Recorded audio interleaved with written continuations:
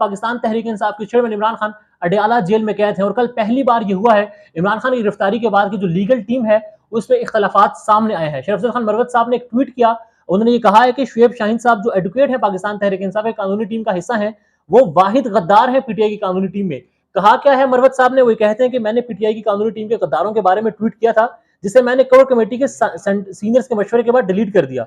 मैं वाज़ेह अल्फाज में ऐलान कर रहा हूं कि पीटीआई की कानूनी टीम में वाहिद गद्दार शुएब शाहीन एडवोकेट है। वो अप्रैल 2023 के आखिरी हफ्ते में पुरस्कार तौर पर उभरा और मैं इसे बनीगाला में कानूनी कमेटी के इजलास में देखकर हैरान रह गया। इससे पहले वो कभी भी आईएलएफ या पीटीआई का हिस्सा नहीं रहे थे और बनीगाला तक इनकी रसाई इस बात की अक्कासी करती थी कि इन्हें हमारी सफों में कुछ लोगों की पुष्टपनाही हासिल है।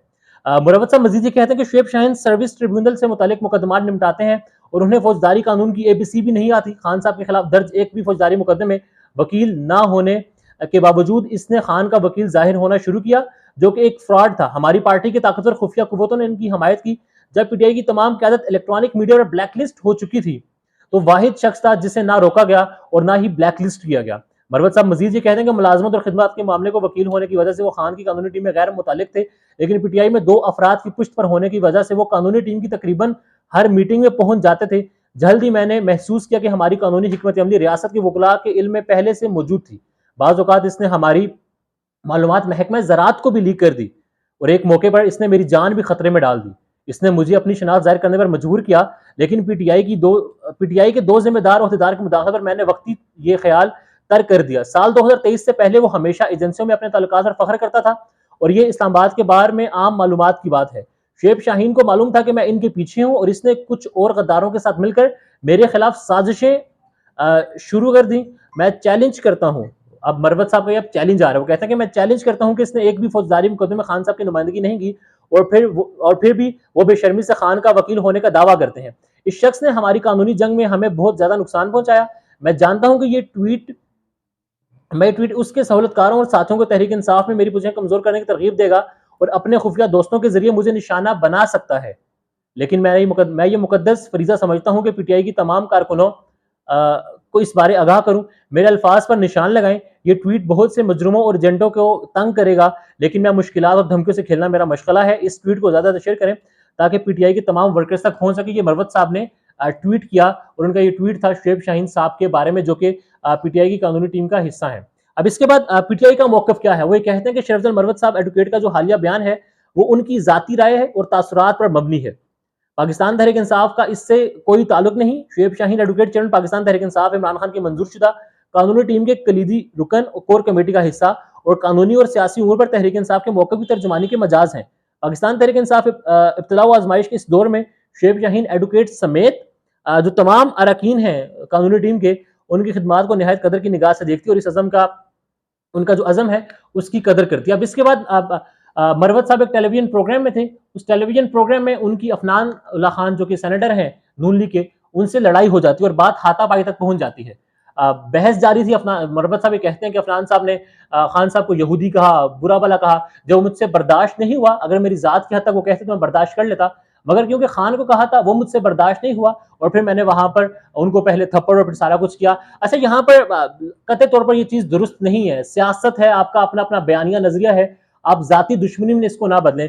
एंकर साहब हमारे जो सीनियर हैं जावेद चौधरी साहब, बज़ाहिर ये लग रहा था कि वो लुत्फ अंदोज हो रहे हैं सारे मामले से और इस हवाले से वो पहले भी हमने देखा उनका ये ट्रैक रिकॉर्ड है कि उन्हीं के प्रोग्राम में इस तरह के वाकयात होते हैं और अमूमन वो जो है लफ्जी तकरार जो हो रही हो उसको भी लुत्फ लेकर इंजॉय करते हैं। तो दोनों पॉलिटिकल पार्टीज मना करें अपने कारकुनान, अपने लीडर्स, अपने तर्जुमान को कि अपना बयानिया पेश करें, अपना नजरिया पेश करें, दलील से बात करें। क्रॉस टॉक ज़ाहिर होती है मगर दलील से करें। ये हाथापाई करना, लड़ाई करते तौर पर भी दुरुस्त नहीं है। मगर वो क्या है कि ये लोग जो हैं इस वक्त लगे हुए हैं और जो शरीफ मरवत साहब हैं वो अब लेट्स सी कि इसके बाद क्या होगा। गैलप ने एक सर्वे किया है, अटक जेल में जो कैद इमरान खान था उसको अडयाला मुंतकिल कर दिया गया और अब एक सर्वे आया है गैलप सर्वे का। उस सर्वे पर मोनस लाही का पहले मैं ट्वीट आपके सामने रखता हूँ। मोनस लाही साहब ये कहते हैं कि Gallup survey is out according to calculation method used by Maryam Nawaz Sharif साहिबा, PTI is at 60 plus 38 plus 37 plus 9, मतलब 144% जो है पाकिस्तान तहरीक इंसाफ का वोट बैंक है। अब सर्वे की जो बात की जाए तो उसमें जो पहले नंबर पर है वो अडयाला जेल का जो कैदी है इस वक्त इमरान खान, वो है जिसकी 60% मकबूलियत है लीडर्स में। उसके बाद एक मजहबी जमात जो कि बैन भी हो गई थी, उसके रहनुमा साद रिजवी साहब हैं जो 38% पर हैं। फिर परवेज इलाही साहब 38% पर, शाह महमूद कुरैशी साहब 37%, नवाज शरीफ साहब जो कि लंदन में है, पाकिस्तान आएंगे या फिर नहीं आएंगे, इस वाले से बड़ी एक इंपॉर्टेंट न्यूज़ है, वो शेयर करनी आगे जाकर। 36% पर शहबाज शरीफ साहब साबिक वज़ीर आज़म पाकिस्तान के 16 माह जो इक़्तिदार रहा उनका, और जो हमने देखा ह्यूमन राइट्स की वायलेशन मुल्क पाकिस्तान में हुई। 35% मरीम नवाज शरीफ साहबा उम्मीदवार हैं अगले वज़ीर आज़म की बज़ाहिर। 30% शाहिद खाकान अब्बासी साहब 28%, जेकेटी साहब जो है वो 26, फजल रहमान साहब 25, मिफ्ता इस्माइल साहब जो है 20%, अल्ताफ हुसैन साहब 19%, एमल वली खान 18%, मुस्तफ़ा नवाज खोकर साहब अपनी नई जमात बनाने का इरादा भी रखते हैं, वो 17%, असद उमर साहब ओहदा छोड़ा है मगर वो पीटीआई में भी शामिल है 9%, और फिर खालिद मकबूल सिद्दीकी साहब जो है वो भी 9% के साथ इस सर्वे में शामिल हैं। अब नवाज शरीफ साहब, शहबाज शरीफ साहब का भी सर्वे हुआ, इमरान खान सबसे टॉप पर हैं, फिर एक मजहबी जमात के रहनुमा साद रिजवी साहब हैं, फिर परवेज इलाही, शाह महमूद, नवाज शहबाज हैं, मरीम नवाज शरीफ साहिबा। अब नवाज शरीफ साहब पाकिस्तान आएंगे या फिर नहीं आएंगे, उस खबर पर जाने से पहले ये इफ्तिखार अहमद साहब का एक ट्वीट है, वो जरा सुनिए। लाहौर मुस्लिम लीग के जराये का कहना है कि अवाम भरपूर अंदाज में मियां नवाज शरीफ के इस्तकबाल के लिए भारी रकूम में चंदा दे रहे हैं। तवक्को की जा रही है कि 30 करोड़ रुपए के करीब लाहौर से फंड इकट्ठा कर लिया जाएगा। अब नवाज शरीफ आएंगे या फिर नहीं आएंगे, असदुल्ला खान साहब ने लंदन के हवाले से उनका प्रॉपर वीलॉग्स कर रहे हैं, पूरी उनकी सीरीज अब आ रही है। उनकी ये खबर है कि टिकट्स के हवाले से जो लोग साथ ट्रैवल करना था नवाज शरीफ के, उनके पासपोर्ट लिए गए हैं, उनकी इंफॉर्मेशन ले ली गई है ताकि टिकट करवाया जाए, मगर नवाज शरीफ साहब ने मना कर दिया है कि अभी टिकट नहीं करवाने। तारीख हमें 21 अक्टूबर बताई गई कि नवाज शरीफ साहब जो है वो पाकिस्तान आ जाएंगे। अब मना करने की क्या वजह हो सकती है?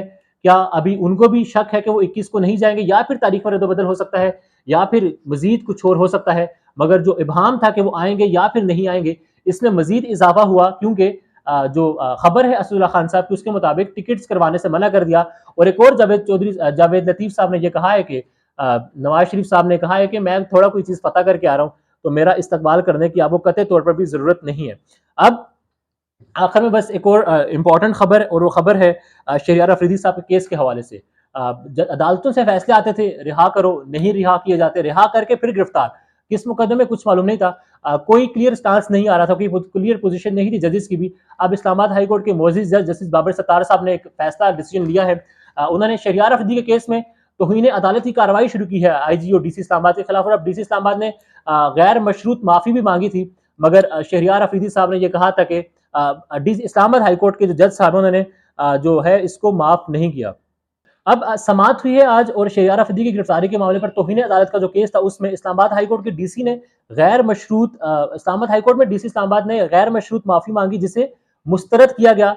बाबर सत्तार साहब ने एक और अहम इंकशाफ वहां पर किया है, जो रिमार्क्स दे रहे थे, उन्होंने ये कहा है कि जो कमिश्नर साहब हैं वो अब बाबर सत्तार साहब की फैमिली और दोस्तों के जरिए अप्रोच कर रहे हैं उनको, बाबर सत्तार साहब को, आप आग से खेल रहे हैं डीसी साहब, आप पर इंसाफ की राह में रुकावट बनने का इल्जाम है। और फिर ये हुक्म दिया कि प्रोसिक्यूटर साहब बताएं ट्रायल कैसे आगे बढ़ेगा। और फिर जस्टिस बाबर सत्तार साहब ने इस केस की समाअत मुलतवी की। बज़ाहिर ये लग रहा है कि अब जो जज साहब हैं उनके फैसले जो नहीं माने जा रहे, उस पर अमल दरामद करवाने के लिए कोई हार्ड पोजीशन भी ले लेंगे। गैलप का सर्वे के हवाले से मैंने आपसे बात की, तो उसमें इंपॉर्टेंट बात एक ये भी थी कि जो परवेज इलाही साहब हैं वो नवाज शरीफ साहब से ज्यादा मकबूल हैं उस गैलप सर्वे के मुताबिक। और फिर जो शाह महमूद कुरैशी साहब हैं वो शहबाज शरीफ साहब से ज्यादा मकबूल हैं उस सर्वे के मुताबिक। और फिर एक और इम्पॉर्टेंट बात है कि इस पूरे सर्वे में, जिसमें MQM के लोग शामिल हैं, एक मजहबी जमात के लोग शामिल हैं, ANP के लोग शामिल हैं, जो लोग सियासी जमात छोड़ चुके हैं वो शामिल हैं, उसमें पीपल्स पार्टी जिसने 15 साल हुकूमत की है सूबा सिंध में, वो शामिल नहीं है इस सर्वे में। उनका कोई भी रहनुमा इस सर्वे में शामिल नहीं है। खोकर साहब हैं, मगर खोकर साहब पाकिस्तान पीपल्स पार्टी को छोड़ चुके हैं। तो आपके ख्याल में, ज़ाहिर है आपका इंटरेक्शन लोगों से होता है, आपका जो सर्कल है उसमें कौन सा रहनुमा ज्यादा मकबूल है? कमेंट्स में उसका इजहार जरूर कीजिएगा। अल्लाह हाफिज। पाकिस्तान में इस वक्त सबसे बड़ा मसला बोलने का है। पाकिस्तान में बोलने नहीं दिया जाता, जुबानें खींच ली जाती हैं, डर है, खौफ है, टेरर है।